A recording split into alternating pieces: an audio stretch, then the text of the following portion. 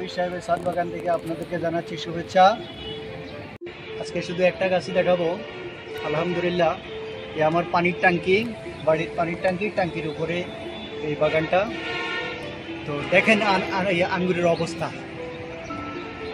আলহামদুলিল্লাহ, এখানে প্রায় 30-এর উপরে ছড়া আছে, থোকা, এটাকে থোকা বলা যায়। এবং এটাকে হইল বাইকুনুর। তো কল্পনাতীত, আমি আশা করি না যে এত ধরবে। আল্লাহর অশেষ মেহরবানি। এদিকে একেবারে গাছের মাথা পর্যন্ত শুধু।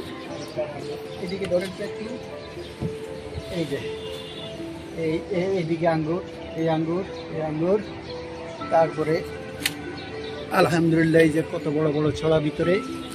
তারপরে এই যে এই সব হইল বাইকুনুর। তা আমার কাছে মনে হচ্ছে যে বাইকুনুরটি ভালো আমাদের আবহাওয়ার জন্য।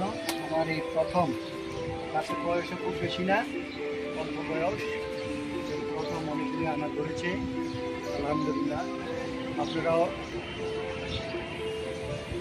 আনা লাগাবেন। সবাই ভালো থাকবেন। আল্লাহ হাফেজ।